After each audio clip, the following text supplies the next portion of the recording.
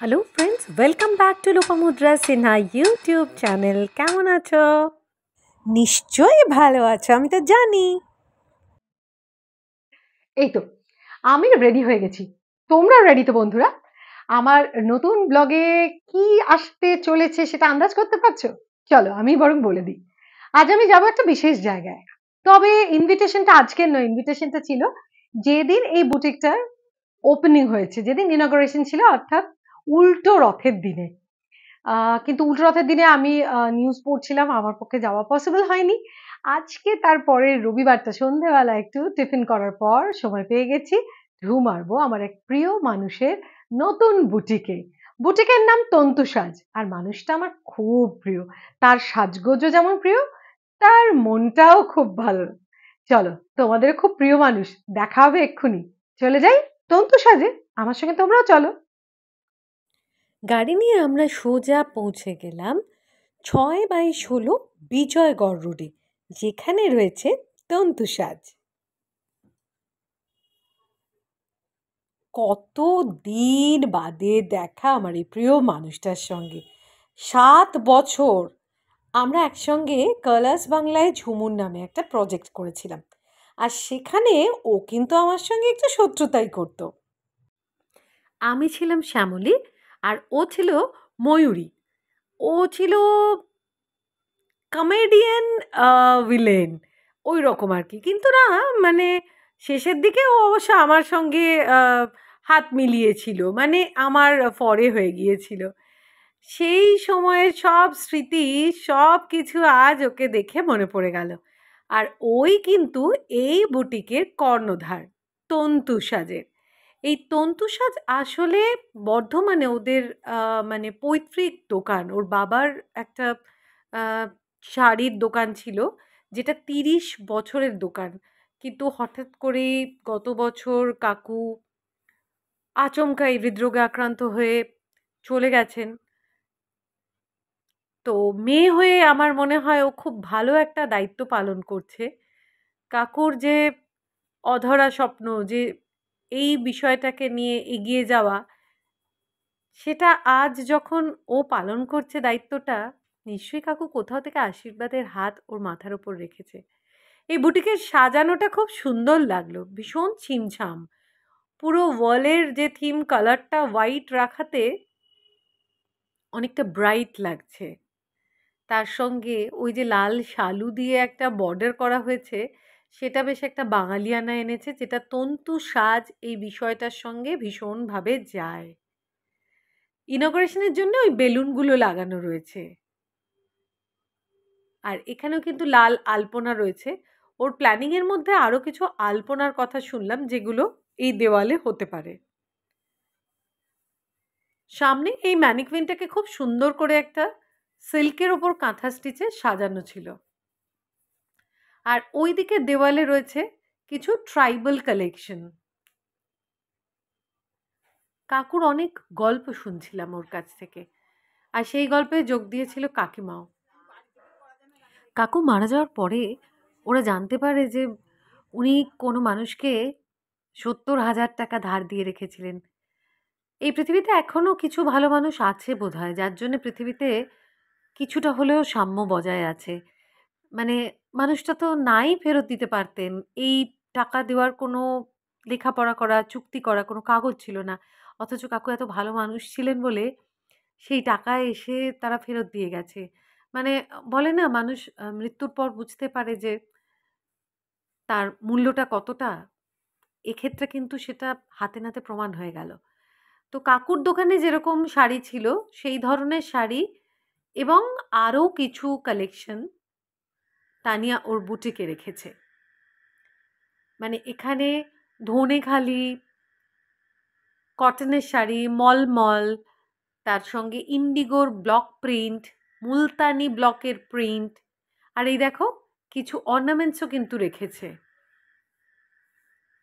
আমিও ওর সঙ্গে কথাবার্তার সূত্রে অনেক কিছু জানতে পারলাম। যেমন ও নিজে শান্তিনিকেতন গিয়ে সেখানকার প্রত্যন্ত গ্রামের ভিতর থেকে কাপড় এনেছে তাঁতিদের ঘর থেকে। আর ওকে সবসময় পিছনে থেকে যে সাহায্য করে যায় সে কিন্তু হলো আমাদের খুব প্রিয় আরেকটা মানুষ, জ্যোতি।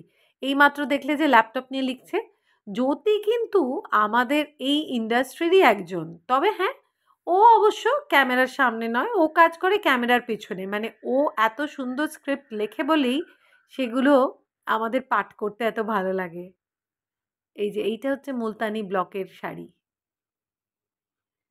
তার সঙ্গে বিভিন্ন কোয়ালিটির শাড়িও রেখেছে। ও জানালো যে ওর বুটিকে মানে তন্তু সাজে মোটামুটি আমি যখন দেখলাম তখন ৬৫০ স্টার্টিং থেকে ১৫,০০০-এর মতন শাড়ি দেখলাম রয়েছে।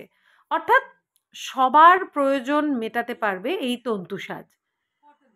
এখানে দেখালো যে এগুলো শান্তিনিকেতন থেকে আনা, সুতির ওপর ফুলকারি কাজে কাঁথা স্টিচ। নতুনত্ব না জিনিসটা? আমার কিন্তু একদম নতুনত্বই লাগলো। মানে কাঁথা স্টিচ বলতে আমরা যে ধরনের শাড়ি দেখে থাকি সেরকম নয় এটা। তারপর ও আমাকে এটাও বুঝিয়ে দিল যে এই যে এটা দেখছো, এটা হচ্ছে খেসের সঙ্গে কাঁথা কাজ করা। এগুলো পুরোটাই শান্তিনিকেতনের। কলমকারির এগুলো কিন্তু অরিজিনাল কলমকারি, মানে প্রিন্টেড নয়। যেগুলো নর্মালি প্রিন্টেড হয় সেগুলো না, এটা একদম হাতে তৈরি করা কলমকারি। হ্যাঁ, যেটা বলছিলাম, ও আমাকে বুঝিয়ে দিল যে ইন্ডিগো প্রিন্টও দু রকমের। মানে ওই চান্দেরি বেস্ট ইন্ডিগো প্রিন্ট যেটা হচ্ছে অরিজিনাল নয়, এই হাতে যেটা রয়েছে। আর যেগুলো ওই ঝোলানো ছিল হ্যাঙ্গারে সেটা হচ্ছে অরিজিনাল। মানে দামেরও যে খুব বেশি ডিফারেন্স হয় সেটা নয়, ২০০-২৫০-র মধ্যেই কিছু একটা ডিফারেন্স। মেয়েটা বেশ পরিপক্ক হয়ে গেছে এই বিষয়টাতে। সেইটা যদিও মাত্র কয়েকদিনের ব্যাপার নয়। ওকে জিজ্ঞেস করছিলাম যে এই শাড়ির হাতেখড়ি ব্যাপারটা ওর কখন থেকে?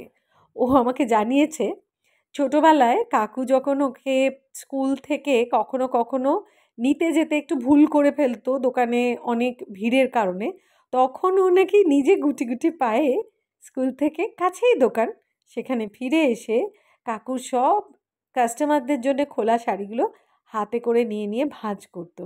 তখন থেকেই ওরও শাড়ির প্রতি ভালোবাসা। আর এই শাড়ির প্রতি ভালোবাসা থেকেই ও নিজেও কিন্তু খুব সুন্দর শাড়ি পরে। আমার কিন্তু ওর শাড়ি পরা ব্যাপারটা ভীষণ ভালো লাগে। মানে ক্যারি করতে পারে খুব ভালো। স্টাইলটা খুব ভালো মেইনটেইন করতে পারে। এই হলুদ শাড়িটা কি ভালো লাগছে না? কাঁচা হলুদ রং, মসলিন শাড়ি, এত সফট কি বলবো। ওকে তো বললাম যে এর মধ্যেই একদিন মাকে নিয়ে ওর বুটিকে ঢুঁ মারতে হবে। কারণ আমার থেকেও আমার মা শপিং করতে বেশি ভালোবাসে। এটাও বেশ ব্ল্যাকের ওপর গোল্ডেন জারি কাজ রয়েছে। এই শাড়িগুলো কিন্তু আমি ওকে পরতে দেখেছি। মানে এই ধরনের শাড়ি ও ভীষণ পরে। তার সঙ্গে একটু কস্টিউম জুয়েলারিতে একটু অক্সিডাইজড পরে। এইগুলো যেন কি একটা শাড়ি বলল, মানে ঢাকাইয়ের মতন দেখতে, কিন্তু ঢাকাই নয়, ওই পাতা ঝরা কাজের কিছু শাড়ি বলল। এই তাকেরগুলো হচ্ছে অরিজিনাল ঢাকাই জামদানি। যদিও অরিজিনাল ঢাকাই জামদানি, কিন্তু এইগুলো ও নিজে হাতে করে বাংলাদেশ থেকে নিয়ে আসেনি, কিন্তু সেই প্ল্যানও আছে। আর আমরা এইসব প্ল্যানের কথা শুনতে শুনতে জ্যোতি কিন্তু তার নিজের কাজ চালিয়েই যাচ্ছিল। এক মনে পরের দিনের যে এপিসোড শ্যুট করা হবে তার লেখাগুলো লিখেই চলেছে ল্যাপটপে। এবার যেটা দেখলাম সেটা কিন্তু শাড়ি নয়। তানিয়া জানালো ওর বুটিকে কিন্তু আছে আরও কিছু কালেকশন। এটা যেমন ওই আংরাখা স্টাইলের একটা কুর্তি। ও যেহেতু এই ধরনের সাজগোজ করে, তাই এই ধরনের আরও কিছু আইটেমস ওর কালেকশনে থাকবে বলে জানালো। ওখানে ম্যাচিং ব্লাউজও কিন্তু তোমরা চাইলেই পেতে পারো। এই শাড়িগুলো কিন্তু এবারে কিন্তু ভীষণ ট্রেন্ডি। খুব সফট, খুব ইউনিক শাড়ি, যেটা ক্যারি করা খুব সোজা। এরকম শাড়ি আমার খুব পছন্দের। দেখেছো, আমি ওর বুটিক থেকে জিনিস নেওয়ার পর পুরোদস্তুর মালকিন একদম বসে পড়েছে বিল বানাতে। ভাবছি এতটুকু ছোট্ট মেয়ে কদিনের মধ্যে কিরকম ঘোর ব্যবসায়ী হয়ে গেল। আমি ওর আগামীর সাফল্য কামনা করছি। তার কারণ ওকে চিনতাম, ওকে জানতাম। আমার বিশ্বাস ছিল ও এটা পারবে। ও যদিও বলছিল ওর খুব নার্ভাস লাগছিল নাকি। কাকিমার সাথে, জ্যোতির সাথে, ওর সাথে শাড়ি এবং এই বুটিক ছাড়াও আরও কিছু গল্প হলো আমাদের নিজেদের কাজের জায়গা নিয়ে। দেখা হলে বন্ধু-বান্ধবদের কথা তো হবেই এবং ও আমাকে জানিয়ে দিল আগামীতে যেন আমি দূরদর্শন থেকে ফেরার পথে বা যেকোনো সময় ওর এই বুটিকে বসে আড্ডা দিয়ে যাই। ও কিন্তু সেরকমই একটা পরিবেশ তৈরি করেছে। খুবই ভালো লাগলো। কিন্তু অনেকটা রাত হয়ে যাচ্ছিল, তাই বিদায় নিতেই হলো।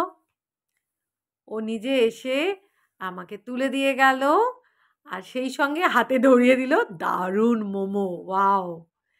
কথা দিয়েছে খুব শিগগিরই ও কাকিমাকে জ্যোতিকে নিয়ে আসবে আমাদের বাড়ি। চলে এলাম মনটা খুশি খুশি করে বাড়িতে। দিল তো খুশ হো গয়া, মানে দিল গার্ডেন গার্ডেন হয়ে গেছে। তার কারণ আমরা মেয়েরা কিছু কেনাকাটা শপিং করতে পারলে ভীষণ খুশি হয়ে যাই। সেখানে মনের মতন জিনিস শপিং করলে তো কথাই নেই।